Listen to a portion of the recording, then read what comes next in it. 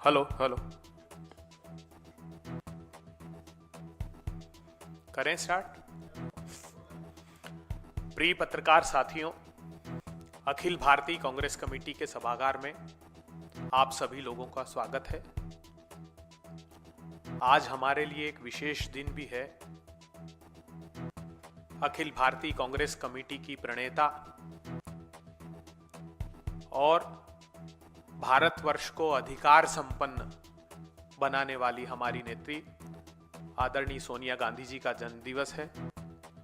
उसकी भी मैं समूचे देश को शुभकामनाएं देता हूं, जिन्होंने भारत के 15 करोड़ किसान परिवारों को उनकी भूमि का अधिकार दिया, 10 करोड़ आदिवासी परिवारों को उनके जल जंगल जमीन का अधिकार दिया, करोड़ों बच्चों को शिक्षा का अधिकार दिया, पारदर्शी गवर्नेंस के लिए सूचना का अधिकार दिया और 80 करोड़ लोगों को उनके भोजन का अधिकार दिया। आज एक बेहद महत्वपूर्ण विषय पर हम आपसे संवाद स्थापित करना चाहते हैं। आप अपने स्मृति पटलों को चिन्हित कीजिए तो कश्यपो त्रिभारद्वाज विश्वामित्रोद्गौतम जमदग्नि वशिष्ठेश्यम सप्तते ऋषि स्मृता। हमारी सनातन मान्यता में कहा गया है कि 7 ऋषियों के स्वर्ण मात्र से सारे पाप दूर होते हैं और हमने देखा कि कैसे महाकालेश्वर में सप्त ऋषि की प्रतिमाओं में भारतीय जनता पार्टी ने भ्रष्टाचार किया। आज एक बेहद गंभीर और महत्वपूर्ण आध्यात्मिक और सामाजिक सरोकार के संदर्भ पर मैं आपसे बात करना चाहता हूं।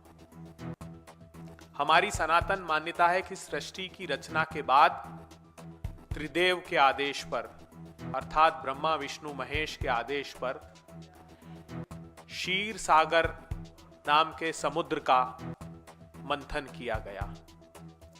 मंदार पर्वत को श्री हरि स्वयं ने कच्छप अवतार धारण करके, कछुए का अवतार धारण करके मंदार पर्वत को अपने ऊपर धारण किया और वासुकी नाग से समुद्र का मंथन किया। इस समुद्र मंथन में 14 रत्नों की प्राप्ति हुई, जिसमें अंतिम रत्न भगवान धन्वंतरी स्वयं लेकर अमृत कुंभ के हाथ में लेकर प्रकट हुए। चूंकि देवों ने और असुरों ने मिलकर यह समुद्र मंथन किया था, तो असुर भी उस अमृत कलश को लेने के लिए देवों की तरफ जाने लगे। 12 दिनों तक स्वर्गलोक में यह संग्राम चला। 12 दिनों तक संग्राम जब चला तो 4 स्थानों पर यह अमृत कुंभ से अमृत छलका, जो हरिद्वार है, जो उज्जैन है, जो प्रयागराज है और जो नासिक है, जहां पर महाकुंभ आयोजित किए जाते हैं। 12 वर्ष में इसलिए किए जाते हैं कि अलौकिक जगत के 12 दिन इस लौकिक जगत के 12 वर्षों के बराबर होते हैं।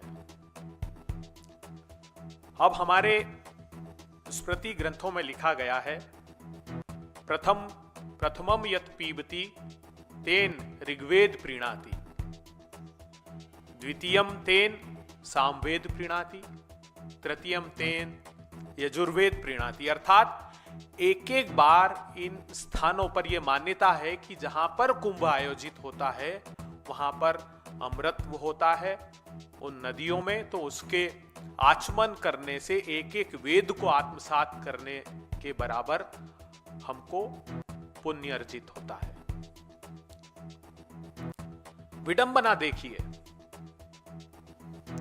ये सत्य और तथ्य जानकर आपकी रूह कांप जाएगी कि कैसे भारतीय जनता पार्टी शासित सरकारों ने, डबल इंजन की सरकारों ने हमारी ईश्वरीय और वैदिक आस्थाओं के साथ खिलवाड़ किया है, हमारी सनातन संस्कृति के साथ कुठाराघात किया है। ये बात मैं इसलिए कह रहा हूं कि एनजीटी में 6 नवंबर 2014 को उसकी प्रिंसिपल बेंच ने एक आदेश पारित किया।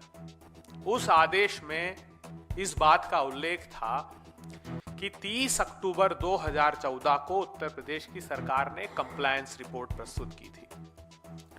उस कंप्लायंस रिपोर्ट में यह ज्ञात हुआ कि प्रयागराज की नगर पालिका निगम के परिक्षेत्र में 468 MLD सीवरेज के लिए, नालों के पानी को ट्रीट करने के लिए 340 MLD की क्षमता के सीवरेज ट्रीटमेंट प्लांट लगे हैं। अर्थात 128.28 मिलियन लीटर डे, अर्थात 12 करोड़ 80 लाख लीटर गटर का, नाली का पानी नालों से सीधे गंगा प्रयागराज में, जहां कुंभ आयोजित होना है, वहां पर डाला जा रहा है। यह जघन्य और घोर पाप है। इतना ही नहीं, उस आदेश में इस बात का भी उल्लेख होता है कि यही परिस्थितियां अयोध्या में भी है और कानपुर देहात में तो एक भी सीवरेज ट्रीटमेंट प्लांट नहीं है, क्योंकि गंगा जब उत्तराखंड से निकलती है तो वो कानपुर से होते हुए, प्रयागराज से होते हुए वाराणसी और फिर बिहार की तरफ चली जाती है। अब पूरे उत्तर प्रदेश में उस रिपोर्ट में यह जानकारी लगी कि 247 नाले उत्तर प्रदेश के गंगा में सीधे डाले जा रहे हैं, जिसमें 3516 MLD मिलियन लीटर डे, 3516 अर्थात 351.60 करोड़ लीटर नालों का, गटर का पानी गंगा में डाला जा रहा है। गंगा के किनारे जो रिवर फ्रंट के 16 शहर हैं, वहां पर 41 सीवरेज ट्रीटमेंट प्लांट है। उसकी स्थिति उस रिपोर्ट में बताई गई कि 6 तो स्थायी रूप से बंद है और 34 मानक स्तर के ही नहीं, अर्थात उन 16 शहरों के 41 सीवरेज ट्रीटमेंट प्लांट से सिर्फ एक प्लांट ऐसा है जो मानक स्तर पर काम कर रहा है। ये बात बेहद हतप्रभ कर देने वाली है। उत्तर प्रदेश के 41 स्थानों पर वाटर क्वालिटी की जांच की जाती है। ये जो खुलासा हुआ है, जो तथ्य है, ये आपके रोंगटे खड़े कर देंगे जो मैं अब बताने जा रहा हूं। 41 लोकेशन से वाटर क्वालिटी के सैंपल लिए गए, उसमें से 16 स्थान जहां से वो सैंपल लिए गए थे, उसमें फीकल कोलिफॉर्म बैक्टीरिया की स्थिति यह है कि 500 MPN, जो 100 ml का सैंपल था, उसमें 500 MPN निकला। इसका अर्थ क्या हुआ?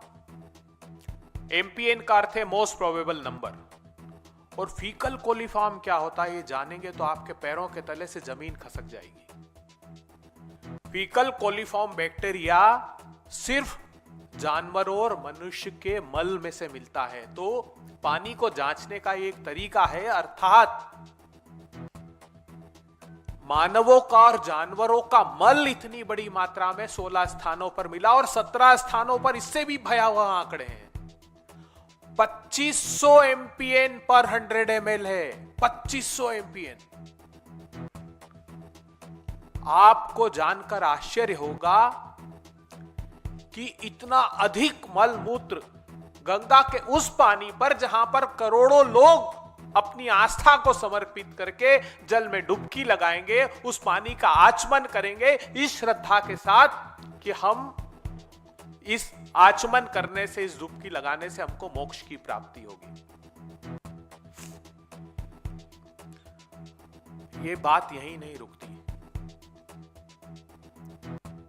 उत्तराखंड के लिए जब एनजीटी ने इस जांच को आगे बढ़ाया, तो उत्तराखंड में यह पाया गया, सेंट्रल पोल्यूशन कंट्रोल बोर्ड की जो रिपोर्ट थी उसमें यह संज्ञान में लाया गया एनजीटी को कि जो उद्गम स्थान गंगा का है गंगोत्री, उस गंगोत्री के 1 MLD पानी की जांच की गई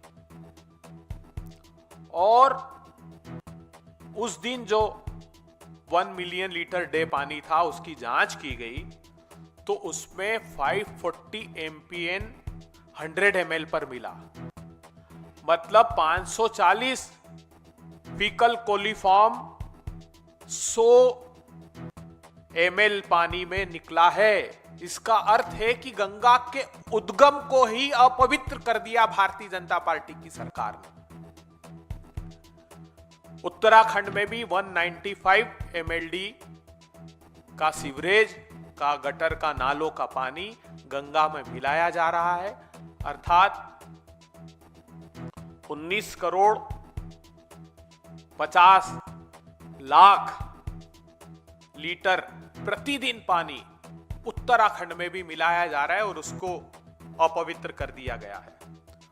वहां पर भी जो नदी के किनारों के शहर है, 53 सीवरेज ट्रीटमेंट प्लांट लगे हैं।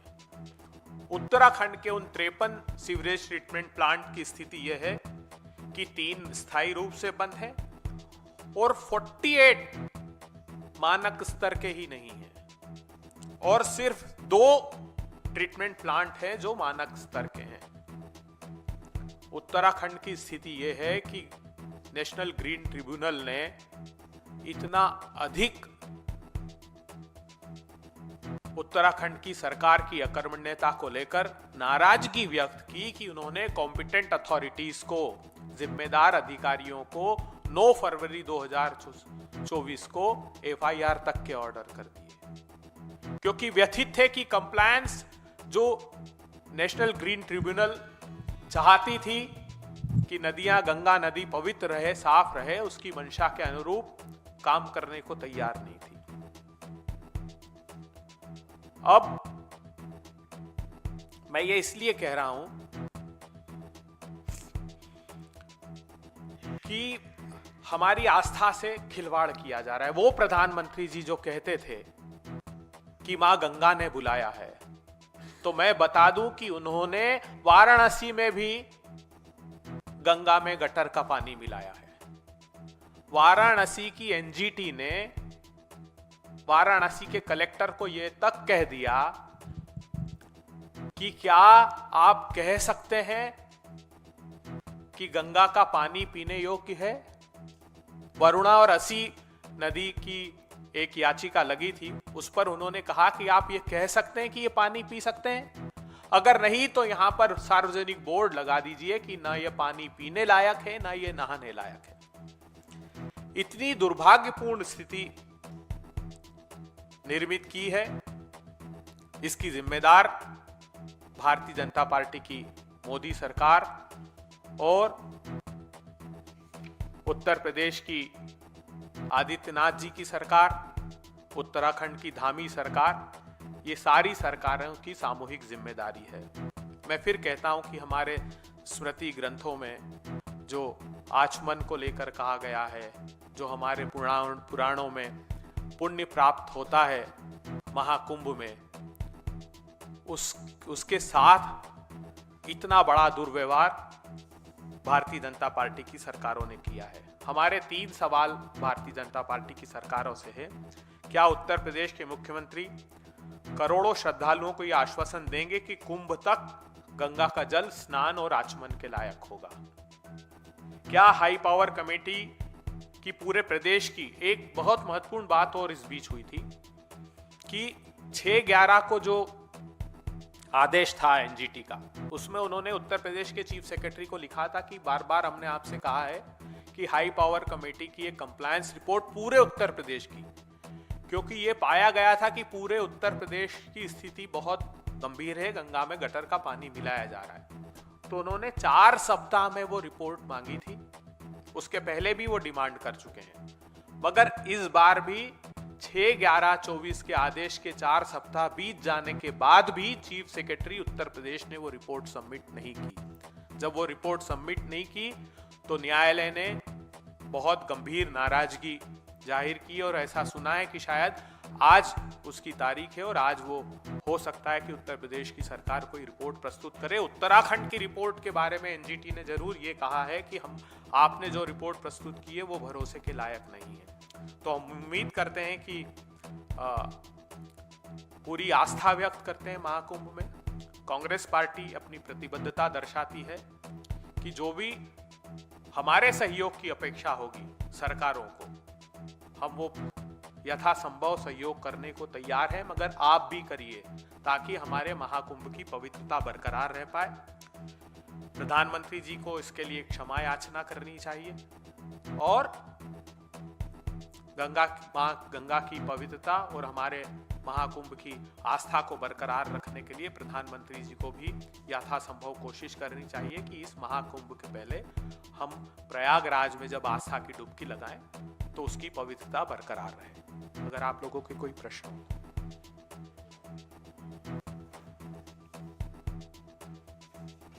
इस ऑर्डर की कॉपी भी हम इसके साथ भेज देंगे, जो एनजीटी का ऑर्डर है।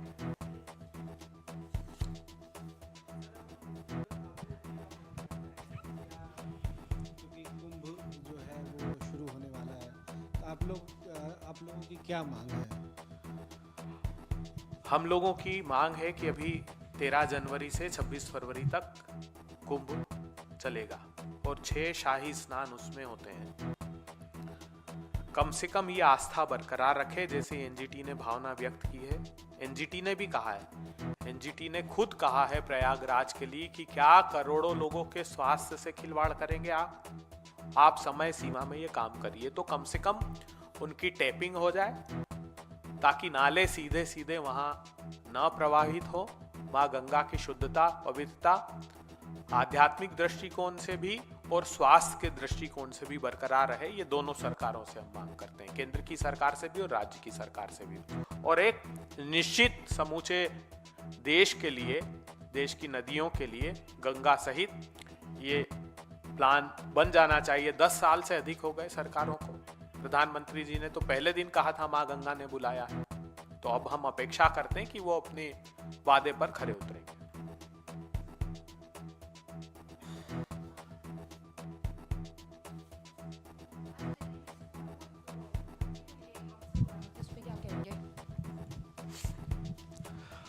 आंतरिक सुरक्षा के दृष्टिगत केंद्र की सरकार को, हमारे गृह मंत्री को इसका संज्ञान लेना चाहिए।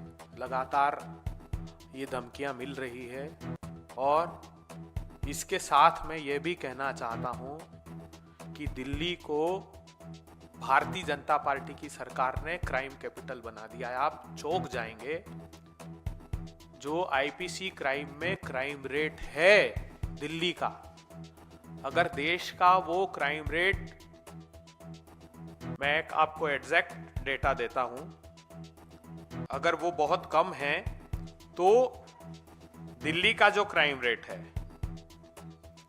वो 1400 से अधिक है। अगर पूरे देश का 150-200 है तो दिल्ली का क्राइम रेट 1400 से अधिक है। जघन्य अपराध में दिल्ली नंबर 1 है, आईपीसी क्राइम में दिल्ली नंबर 1 है। इसका हम एक अलग से खुलासा करेंगे, लेकिन ये गंभीर लापरवाही है गृह मंत्रालय की तरफ से। सिर्फ और सिर्फ चुनाव के दौरान और अपने राजनीतिक दल के प्रचार प्रसार में भारतीय जनता पार्टी लगी रहती है, उसका सरोकार इन चीजों से नहीं है। तो हम चाहते हैं कि गृह मंत्री इनका भी संज्ञान लें।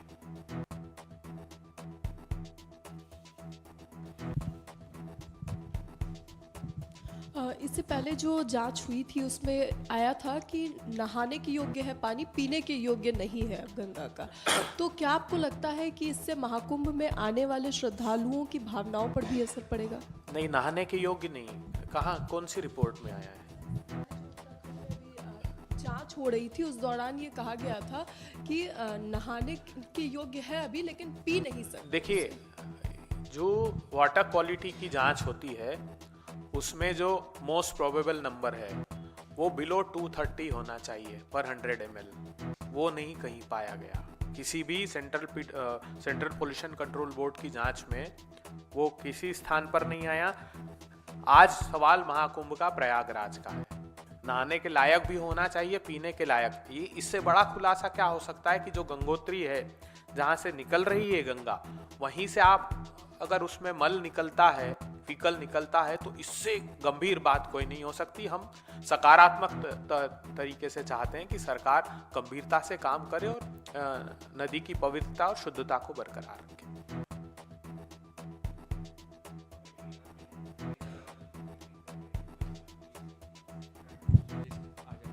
क्या प्रतिक्रिया है, क्योंकि कांग्रेस पार्टी को अलायंस के लिए यानी केजरीवाल को अलायंस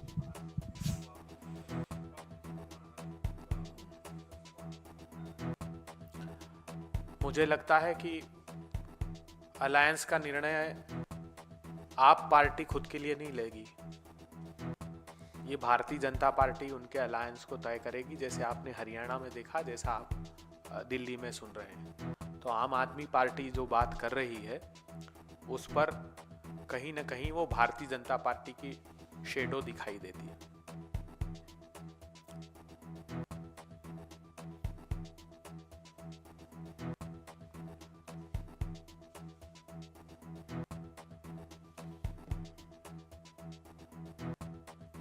थैंक यू।